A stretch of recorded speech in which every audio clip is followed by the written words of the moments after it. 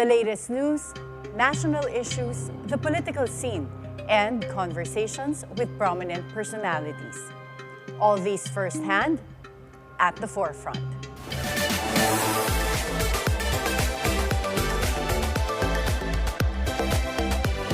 Good morning. I'm Attorney Karen Jimeno. It's All Saints Day, and today at the forefront, we remember our departed past Philippine presidents and their legacies that have enriched our culture and history.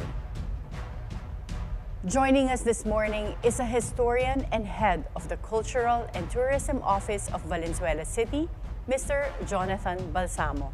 Good morning, Professor Jonathan. Good morning, Ms. Karen, Attorney Karen. And first, let's get to know more about you. Why are you fascinated with history? Okay. Well, mainly because of my history teacher. I had a very good and very, loving history teachers in high school. So I decided to major in history in college. Oh, wow, laki ng influence sa'yo. And why is history important, in your opinion? Well, number one, it gives us our sense of identity of who we are as Filipinos. But then when I was as a high school student, I love history because I love stories. I'm very curious to know who are these people to whom our cities, because Valenzuela was named after a hero. So I asked, who is Dr. Pio Valenzuela? Why do we have these monuments? Why do we have holidays? So these stories, I became curious. Who are these people behind these stories? Well, actually, I have to admit, I'm not familiar with Pio Valenzuela, so I don't even know why the city is named after him.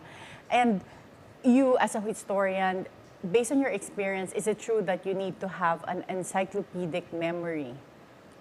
Well, not really. The point is, when you are studying history, you have to really understand the essence of the story. You will eventually forget the details, but you can always go back to books and textbooks. What is important is, in history, is that you know the context and you know the significance. That's why the word in Filipino is kasaysayan. So we actually look for the meaning. It's not only about the facts or the trivia. Yes, this information are important, but eventually we have to understand the meaning of these stories in our lives as a people. And is it important to remember the dates, the details? That requires a lot of sharp memory. Yes, it's important to establish the facts, but eventually, because we cannot memorize everything. So, and even in history, not everything that happened in the past is history, actually. We only choose what are the important events, important people that have significance in our life as a people. And even events, like you just choose which ones are significant. Yes. And as a curator, I personally have not visited the Museo Valenzuela. But for those of us here who haven't visited as well, why should we visit Museo Valenzuela? Well, Museo Valenzuela is basically our platform to tell the story of our city. Because the context is majority of the people in Metro Manila, Valenzuela included, are not really from Metro Manila. They're from different provinces who migrated to the center to work. So Valenzuela, majority of our people are actually domestic migrants from the provinces. So the best way, I think, to make them, to establish connection between the people and the land is to know the story. And the museum is a good platform for that. And just very briefly, because I don't want to depart from our topic, who is Pio Valenzuela? Pio Valenzuela is a revolutionary hero, one of the leaders of the revolution who came from Valenzuela today, which was formerly known as Polo, Bulacan. So years after his death, he was loved by the people not only because he was part of the revolution, but he was he served as a community doctor. So many people loved him, and when he died, they decided to rename the town after his name. So Valenzuela City was formerly part of Bulacan. Yes. Very interesting. Okay, so now let's talk about our topic for today. So we've had 17 past Philippine presidents. But since this is All Souls Day, we're going to talk about only those that have already departed. So we have 13 past presidents who have already passed away. Let's start with the first president of the Republic of the Philippines, Mr. Emilio Aguinaldo. And can you tell us, what is the most positive contribution of Emilio Aguinaldo to the Philippines? Well, number one, he provided the needed leadership during the time that we were at war against. We had a revolution and also establishing a new nation, a new government. No? Although it was a short-lived republic because the Americans came. So he provided that the leadership needed at that time. But I think I also have to mention, because there are new studies, new interpretations of our history, that Andres Bonifacio should also be recognized, because the revolutionary government that made Aguinaldo president was a continuation of the Katipunan. So there's a perspective that this Katipunan is an anti-Spain revolutionary organization, functioned as a de facto government during the revolution, and they say it's also valid to claim Bonifacio as the first president. Although yes, so the debates are still happening among historians, no, because there are new documents, new perspectives that should, in a way, we have to not only rectify but put things at proper historical perspectives. That's one. And I'm from UP, University of the Philippines, and there's usually a lot of people say that for UP, they also consider Bonifacio as a hero. Yeah. And of course, he is a hero, but also should have been the president. The president. But I've heard rumors that Aguinaldo did not fight as much as Bonifacio. Is that true? Was he more of a leader that didn't go to the battlefield? He went to the battlefield. Actually, when the day that he was elected president at Tejeros Convention of the revolutionary government, he was elected in absentia because he was in a battlefield in Cavite. Okay, so he was really a general. Yes. Like that yes. really was in the field. And what was he remembered for negatively? Negatively, one, because of the death of Bonifacio.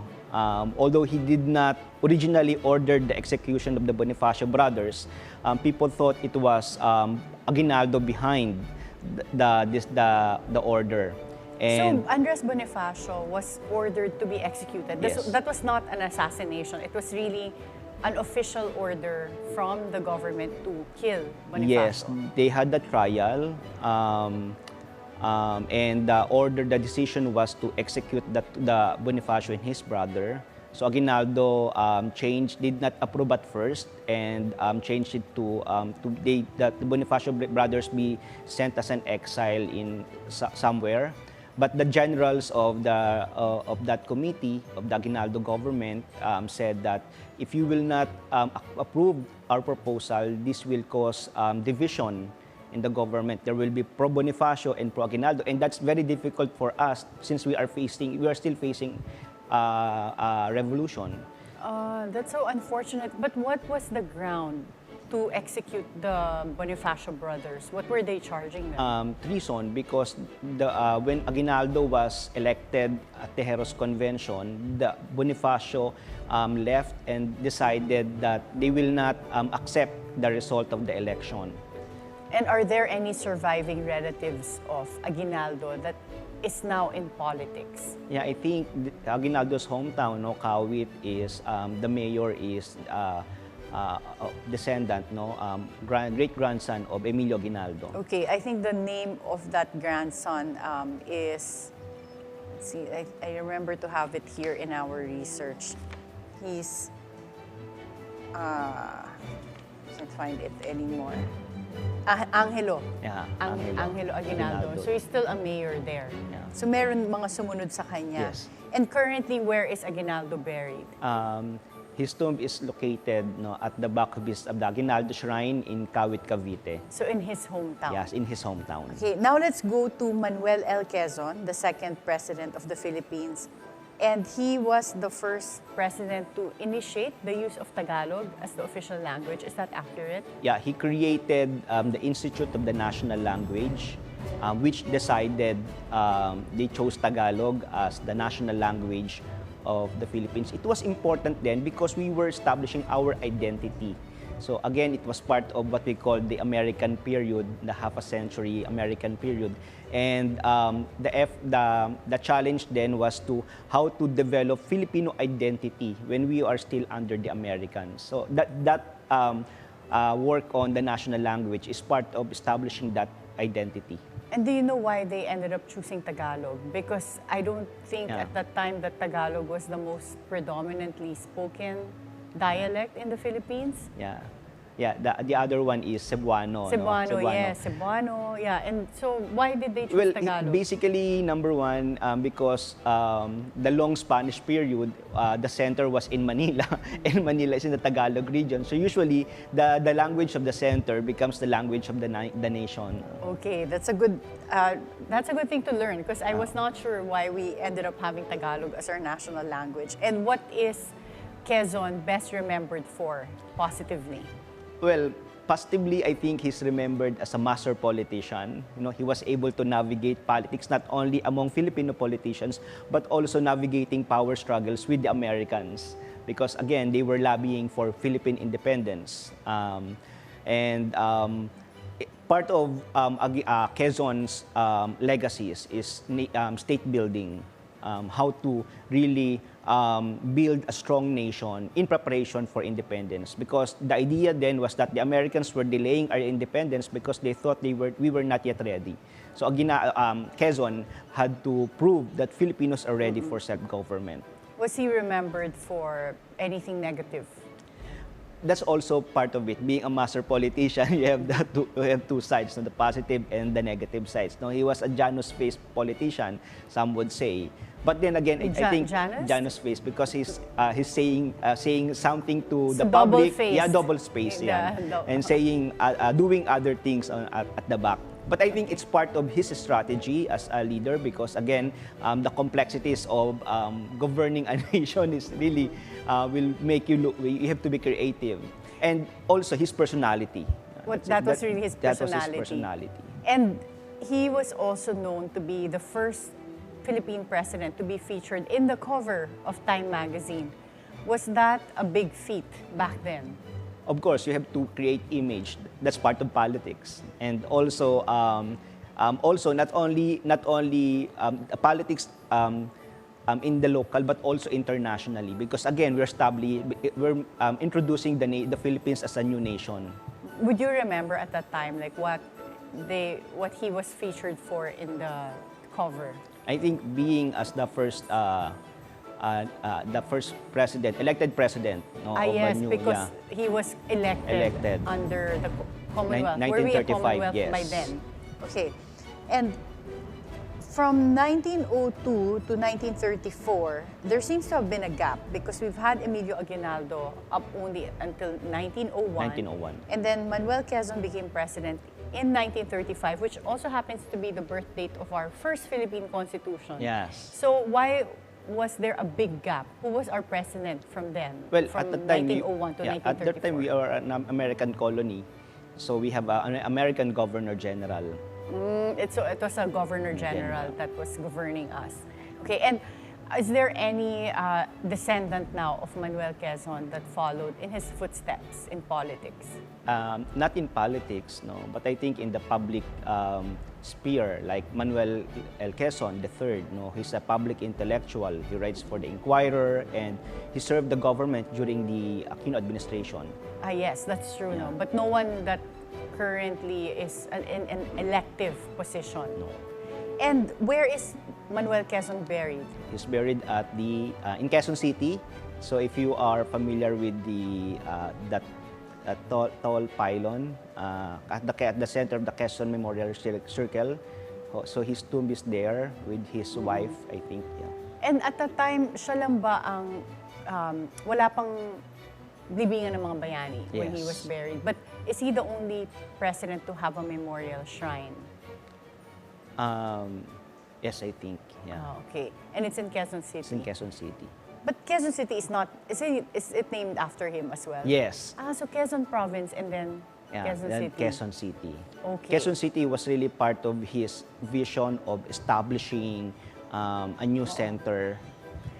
Was Quezon City supposed to be the capital of the Philippines? It served as the capital, I think. Ah, it yeah, did? it served, Okay. yes. After the war until, I think, during the time of President Marcos, it was, the capital was, Manila was made again the capital. I didn't see. I'm learning a lot today. And then now we'll go to the third president, Jose P. Laurel. And Jose P. Laurel is from Batangas naman. Batangas. Okay, so Tagalog speaking as well. Yes. What was his best contribution to the Philippines? I think he provided the leadership and the Philippine government during the Japanese occupation. So it was very difficult because you have to serve the nation, I mean, the Japanese administration, and then the people as well. Was he I think he was remembered to be also the president of the puppet republic. government. So was he more of like a puppet of the Japanese, or was he independent? That's the popular image given to him. But the truth is, he was able to navigate to save Filipino interest or to save many Filipinos during the Japanese occupation, because someone has to occupy that position also to serve as the mediator between the government and the Japanese. So it was a very difficult position, but he was able to navigate it, and he was able to save many lives. And any negative memories of him? That's one, the image that he was cooperating with the Japanese. Again, the Japanese are the enemies, no? So, but again, it is part of the context of the period. And I'm noticing so far, we're now on our third president, the legacies that they left at that time, was there any from the three of them that had a legacy related to infrastructure? Infrastructures. Aguinaldo, of course, during the revolution, Aguinaldo, Quezon, the infrastructure is the government, so it's infrastructure. Yeah. And then, of course, Laurel, it was also during the Japanese occupation, so we don't have really it was not yet the economy cannot So sustain. iba yung focus, no? Yes. It's more of having a government that is independent, like parang yun yung Yes. focus, having that structure. And does he have any descendants that followed in his footsteps? Laurel, no, I think so. His son, I think, he eventually became a Speaker of the House. There's also a Laurel, another Laurel. Na related din sa kanya. Yeah. What about the former Vice President Laurel? Yes. Is that his Yes, I think grandson. Grandson now, okay. And then we'll go to Sergio Osmeña Sr. And now we have a Bisaya from Cebu. Yeah, from Cebu. What is he remembered for positively? Well, we remember him as the first House Speaker of the Philippine Assembly. And he also provided leadership, the continuation of the government when Quezon died in the U.S. And I'm noticing an overlap here where 1944, so we have Manuel Quezon being president from 1935 to 1944.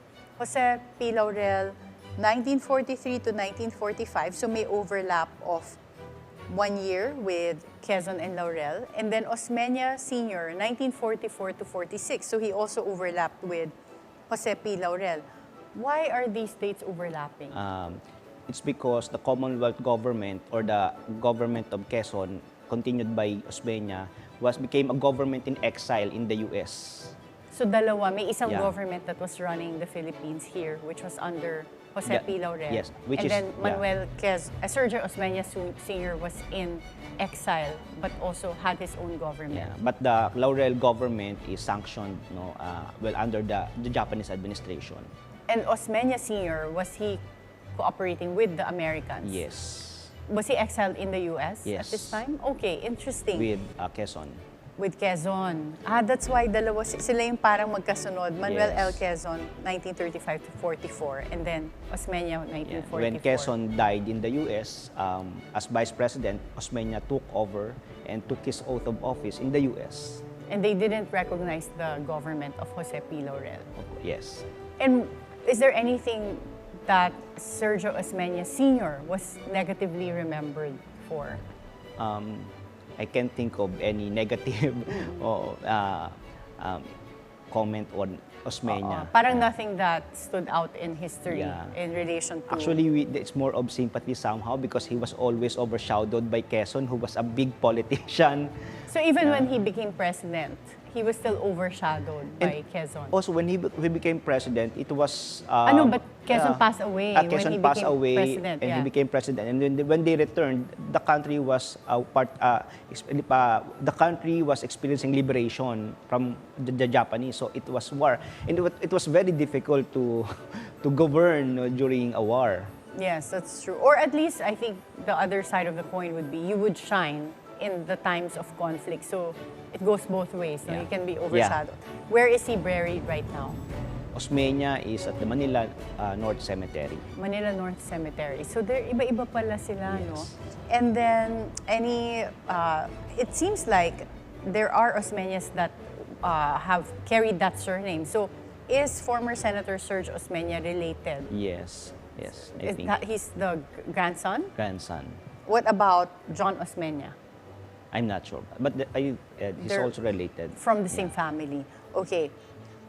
And there's another Osmeña, Tommy Osmeña. Tommy Osmeña, grandson. So maraming sumunod no, Oo. in Cebu In after Cebu. the footsteps of Sergio Osmeña Sr. Okay.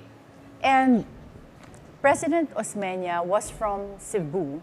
Did he not consider bringing the capital of the country to be Cebu? I think at that But before you answer that question, let's take a short break. At the forefront, we'll be right back.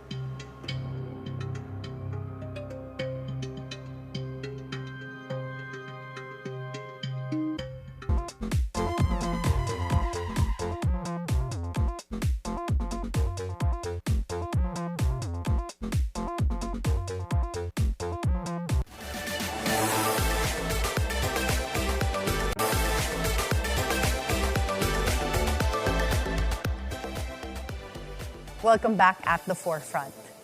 And earlier we were talking about President Sergio Osmeña Sr. Since he was from Cebu, why did he not make Cebu the capital of the Philippines? I think part of the context of his term as president then was rebuilding the Philippines after the war. So he had to focus on most important problems or challenges like infrastructure, food, etc. So I think there was no need at that time to transfer the capital from Manila to Cebu. Okay, and do you think from a historical perspective, was there any advantage if, for example, any other city would have been the capital?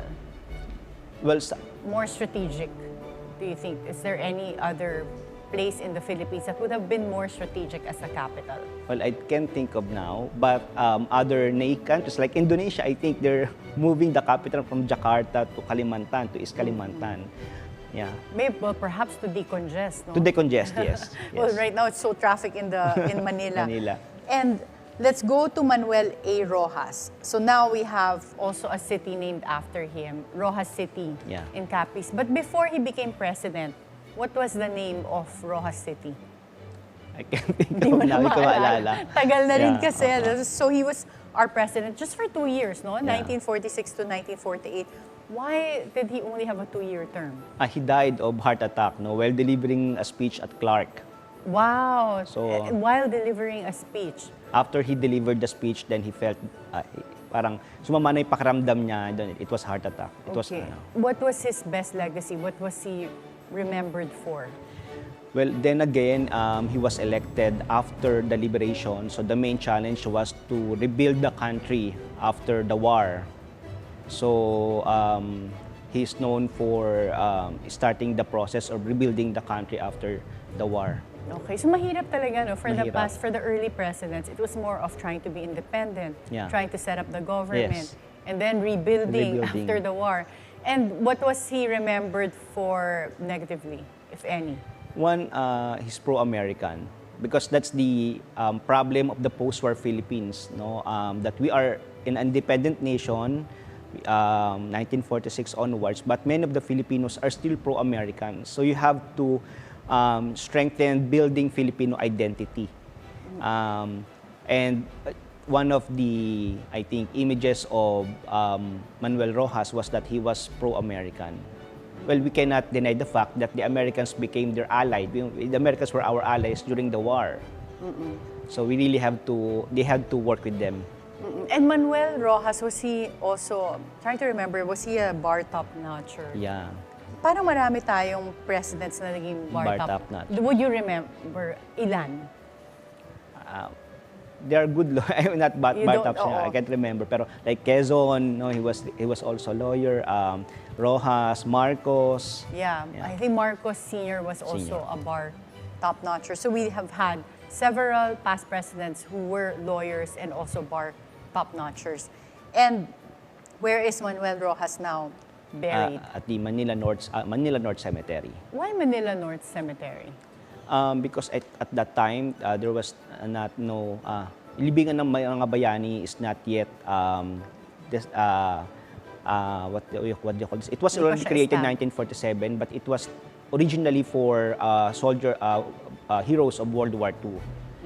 I think only the time of eventually the time of President Marcos, that it really became the libingan for important national figures like presidents and national artists. And why did Manuel A. Rojas not get buried in his hometown in Capiz? Can ask the family. It's a decision yan. It's really up to them. Okay. Maybe the family or the community. And then is Manuel Rojas related to former Senator and former Secretary Mar Rojas? Yeah, I think Secretary Rojas or Senator Rojas is the grandson. Grandson. Okay. So may mga sumusunod din, no? Yes. Elpidio Quirino. So he was our president from 1948 to 1953. So he succeeded as the vice president of Rojas. Yeah. And he's Ilocano naman from Vigan City. What is his best legacy to the Philippines? Number one, because we are rebuilding from the war, it's strengthening the foundation for the economy. Like Quirino founded the central bank. It's really, his focus was economic recovery. Also, he's known for strengthening our foreign affairs. Because at that time, we have to also create a name to introduce the Philippines outside the Philippines, because we were given independence 1946. So it's part of building that image of a new nation again. And was he also, does he have any negative reputation that was, or anything that he was remembered for negatively? Corruption, but it was part of politics. Like there's that he had the golden arenola. All those. So he was known to be a bit luxurious or extravagant. Not really, because he's an Ilocano, but it was it's part of the politics. I mean, you destroy the name by using the corruption as an issue. But so was he the first president where corruption was really used as an issue against him?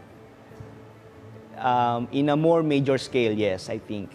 So among the early presidents, siya yung una na corruption may issue sa kanya. Yeah, because they cannot attack, I think, Quezon at that time, because Quezon will really fight back.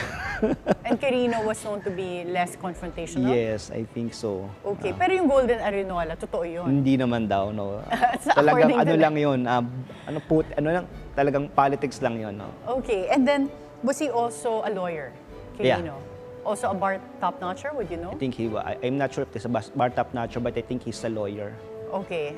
Well, according to our research, he ranked second also. Second. So, ang dami talagang bar top-notchers na past presidents. And before, I remember before they rose to higher positions, they served as in the government in various capacities. Because they are intellectuals. Because hindi lang sila restricted from being president. At that time, there was no restriction. So you would have been also a cabinet, maybe running a department. In the early previous administrations. Was there already a separation? At 1935 Constitution, we had the separation of the legislative and the executive, right? So we had our own legislators by then. What about his granddaughter, Cory Quirino? So that's a direct descendant. I think a direct descendant. Pero hindi nag-politics. Hindi right? nag-politics. Business na yung iba. And then, so far, he seems to have served the longest for 5 years compared to the 5 predecessors. Is this from assuming the presidency as vice president, Yeah. or was he able to be elected as president as well? I'm not sure if he was re-elected, but I think he was defeated in an election by Magsaysay. So after, but when he served the term, That term. as succeeding Roxas, walang elections. He just finished the remaining term of Roxas. That I'm not sure. Okay. And why was he buried in Makati South Cemetery? Yeah, probably because at that time there was no libingan ng mga bayani. But he was eventually interred at the libingan ng mga bayani in 2016. At pinilipat nila. Pinalipat But very na. recent. That was only Yeah. during the time of President Duterte when he transferred. Same time, I think 2016. January, February siya, Quirino. Then November yata si Marcos. Almost same year. 2016. Yeah, 2016. Okay. And then now we've had Ramon Magsaysay, and very famous. I mean, Yeah. he really left like a good image. What was his best legacy? Well, I think one of his best legacy was also in the terms of addressing the issue of insurgency, of the hukbalahap. That's one. Second is the image of being the president of the people. Like he opened the Malacanang, he made the Malacanang accessible to the common people. He also used Barong Tagalog compared to, example, Quirino na lagi naka-Amerikana, formal. So you have Magsaysay all wearing Barong Tagalog. Again, it's part of the period of strengthening Filipino identity post-war. And there are so many anecdotes of President Magsaysay going to the barrios, chatting with the common people. Yan. And he's very well known as the president for the masses. Yes. Why did he get that image? Because it was very accessible. He's almost in the barrios, having time with the common people. And I think he also used Tagalog for the local language so that the common masses, the people can easily connect with him. Is he the first president that came from humble beginnings? Because I think a lot of the past presidents had an elite, Yeah. more or less an elite background. And some of them even went to education abroad. Yeah. Was Ramon Magsaysay different? Not really from humble beginnings, because I think Quezon came from a humble beginnings from common family in Tayabas in Quezon. Eventually, he was able to get support from people to support his studies. No? But I think Magsaysay's image of being pro the people is a sincere, really sincere one of really not only staying in Malacanang but really visiting the rural. And having that face-to-face time with the interaction people. with people. And why was his term considered the golden years of Philippine government? Because they realized there were no major corruption issues during his time. So, was he the first president, at least by then, when corruption, does it mean na may corruption nung time ng mga prior presidents? Nung time ba nila Aguinaldo, may corruption na? Well, it's difficult. Well, not Aguinaldo, but they had Kasi wala issues. pa sigurong pera yung government But at the they had time. issues like the government has no money, so they had to take this loan or from the businessmen, and the collaterals were land, I think, and some of the money went missing. Mga unaccounted for. And during the time of Unaccounted, Ramon yeah. Magsaysay, walang ganong issue. Walang major issue. Also because he was not able to finish his term because he died of a plane crash in 1957. And was there any successor of Ramon Magsaysay that went into politics? Senator Jun Magsaysay, his son. That's his son, directly. Okay. And why is he buried this time in North Cemetery? Again, I think because at that time, libingan na mga bayani was not yet intended for presidents. And was North Cemetery the popular choice among yeah. presidents? Okay. And now let's go to Carlos P. Garcia. And this time we have someone from Visayas again, from Bohol. What is he best remembered for? Carlos P. Garcia, of course, the Filipino First policy.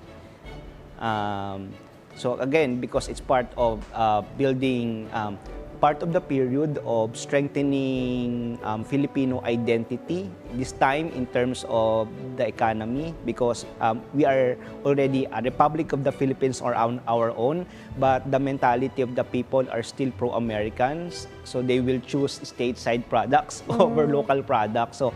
So even in investments, no. Yeah. So that's why there's that policy. Professor Jonathan, when you say Philippine First policy, that's known in economics as a protectionist policy. But for the Philippines, did we have enough products that we were manufacturing ourselves in order to have that type of policy? I think earlier administrations also initiated developing Filipino products and businesses. I think also during the time of Magsaysay or even earlier. Even like I think during the time of Roxas, yeah, they already started that. And Garcia is a more common surname in the Philippines. So is he related to any successors in politics? Elected position, I can't think of now. But there's one who served during the previous administration, no? Finance Secretary Dominguez was a descendant of Garcia. So sila Carlos Sonny Dominguez, Secretary Sonny Dominguez, they're a descendant of Carlos P. Garcia. I think the middle name is Garcia. Yeah. Interesting. Pero yung mga Garcias of Cebu, hindi naman related kila Carlos P. Garcia. Very interesting. I didn't know that. Okay, so Diosdado P. Macapagal. We have a Kapampangan this time. Luzon again. Luzon. So now, what is his best legacy for the Philippines? He's recognized as the father of land reform, agrarian reform. I think during his time, he's also an economist. No, he finished his PhD in economics in UST prior to becoming a president. So again, but this land reform problem is already a big problem even by previous administrations, because most of these lands were previously prior lands. So the distribution of these hacienda lands to the tenants or to the farmers was somehow given a green light, no, when the law was passed. Under President Macapagal. And he was also a lawyer? Yeah. Was he also... Macapagal? I'm not sure, but I think he's an economist. He's also a lawyer. I think here, let's see, based on our research, he's also a lawyer and also topped the bar exam. Oh. So, madami talagang bar top-notchers, no, during our time, among our presidents. Yeah, he did this... he had this law in 1947. Okay. And... of course, the famous descendant of his is Diosdado Macapagal Jr. is GMA, our former president, Gloria Macapagal Arroyo. Saan nakalibing naman si Diosdado Macapagal? At nilibingan ng mga bayani. Yeah. And Macapagal was from Pampanga, but it was said that he had no infrastructure projects in Pampanga during his term. Was this true? But before you answer that question, Professor Jonathan, we'll have to take a short break. At the forefront, we'll be right back.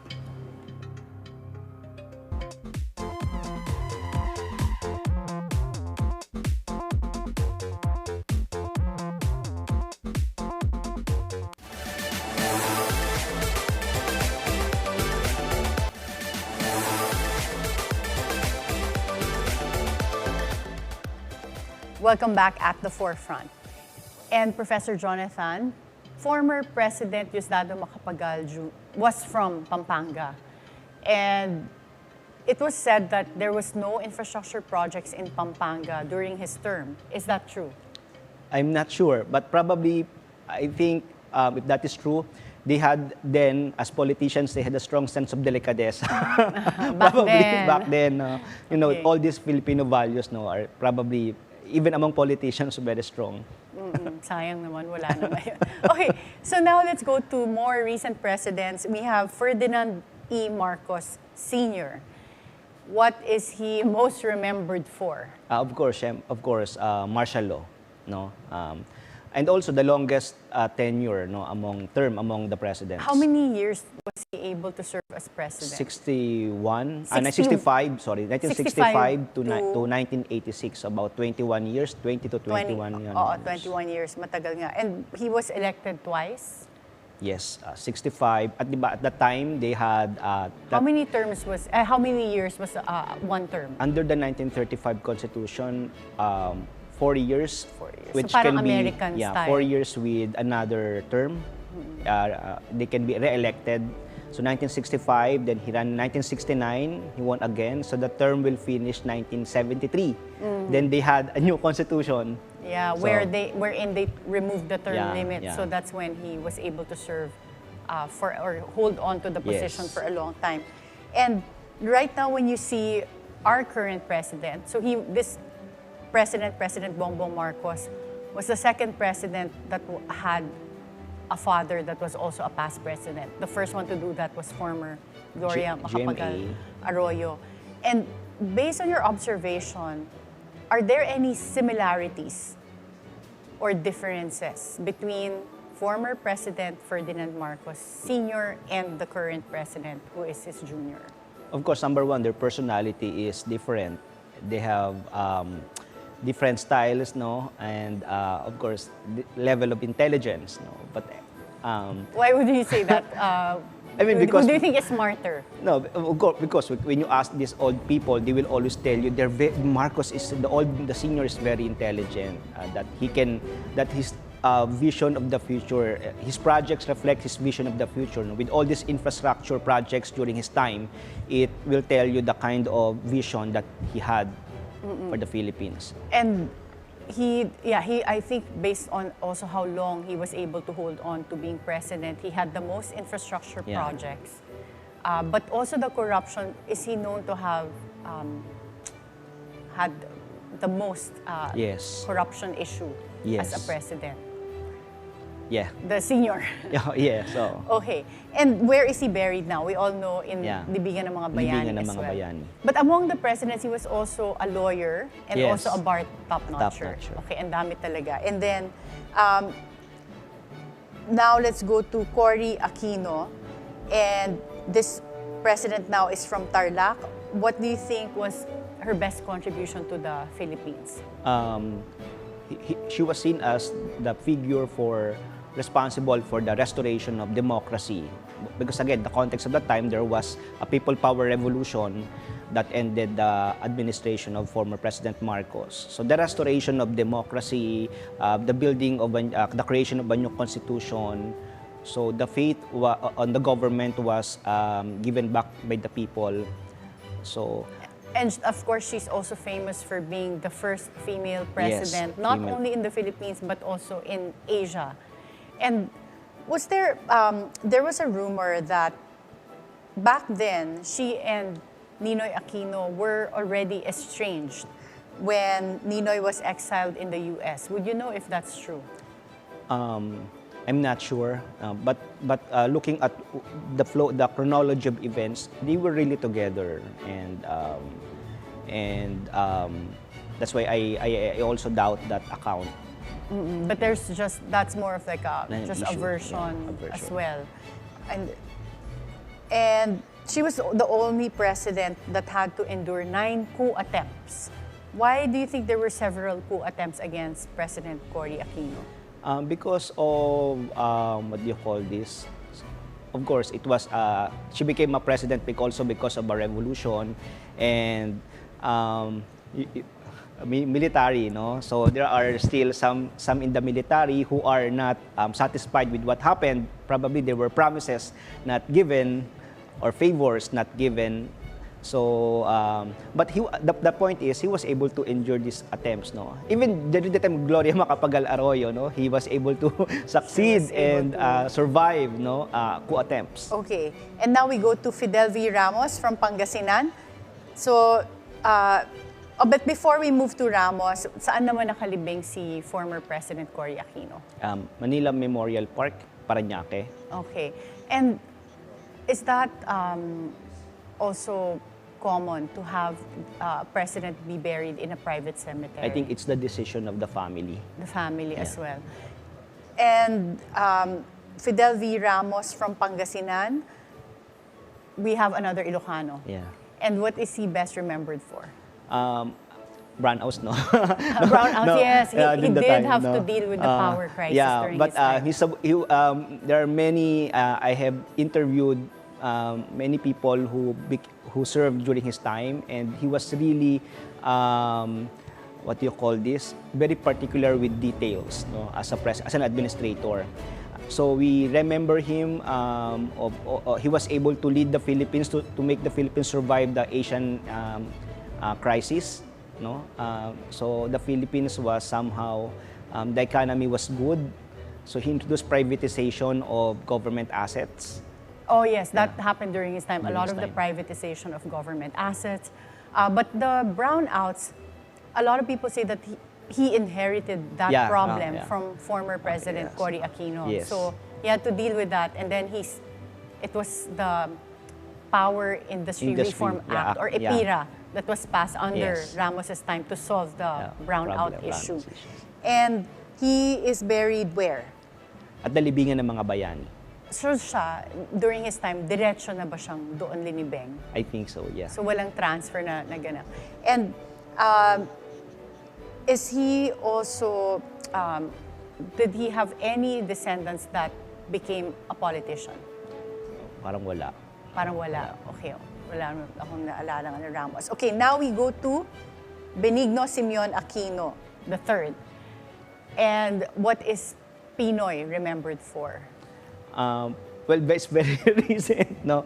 But for me as a government official or government employee, so I remember the salary increase Oo nga. Siyempre na, isa during sa his mga time. niya, And yeah. also the idea that, of introducing new decent government. Yeah, but I also And anti-corruption. Yan, That was anti-corruption, really di one ba? of his Anti-corruption, major the wang-wang, drives. yeah. Yeah. But I also remember the issue of DAP. Also they spent less on infrastructure. That's what I remember. Yeah, the DAP was declared unconstitutional Unconstitutional. during the time of President Aquino. That was a big issue at that time, that they used the DAP and then later on the Supreme Court declared it to be unconstitutional. Where is former President Aquino buried? In the same memorial park where her mother is buried, no, Manila and Parañaque. So, in your opinion, how is President Cory and President Pinoy similar? Not of similarity, but I think, well, probably because Cory had to govern, no, in the shadow of the legacy of his husband, no. So she really had to prove herself, and also for Ninoy, I think that's why. Before I questioned that, instead of placing the Philippine flag, he used the yellow ribbon. So I was told it's because it's to remind him to honor the memory of his parents, so to really do his best. So a lot of, Yeah. because there's another president na direct descendant Yeah, din, no? This is the third. So we've had 3 past presidents, and a current one, that were the direct descendants or anak talaga ng past president. And pinakamaraming presidente, would you know what region? Parang ano nga, no? Parang Luzon, Ilocos. Ilocos. Ilocos region. So from Luzon, and then a lot of Ilocano. Oo. Okay, among the past presidents, who do you think is the best 3, in your opinion? The best 3. Actually, I was thinking about it, and I think I can mention, I will consider Quezon as one of the best presidents because of his vision. He really had this vision of a new nation, etc. Laurel, during his, because it was really very difficult to be at the middle of serving the nation, protecting the interests of the people, at the same time struggling with the Japanese administration. So you're choosing Laurel. A lot of people won't Yeah. choose him because of that negative impression that he was a president of a puppet republic. No, but It's he's an interesting. intellectual. So he founded Lyceum. And then, of course, also Quirino. So 3. So you've 3. had, your favorites are Quezon, Yeah.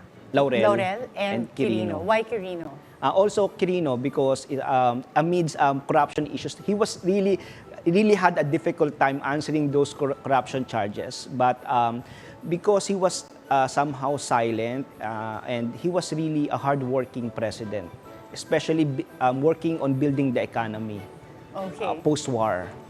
Thank you so much, Professor Jonathan. We really learned a lot today. If I may also add, yes. I always say that if they ask me who is the best president for me, I actually don't answer, except this morning, because I always say that the thinking should be, we are only given this position once. It's not for a lifetime position. So if you're given the opportunity to serve the people, do your best. Because, that's a good advice, especially for not only our presidents, but all the aspiring politicians in the coming 2025 elections. Thank you again, Professor Jonathan, and thank you for being with us, even if it's a holiday. Thank you. Our past Philippine presidents all contributed to what our country is today. Their positive and negative contributions are important for the current generation to take note and remember, for us to learn the lessons and not to repeat the same mistakes. Be timely informed, be insightful of the news. Always stay at the forefront. Join us again tomorrow, on Monday, for meaningful conversations that would help you form an objective personal opinion. This is Attorney Karen Jimeno. Thank you for spending your hour with us.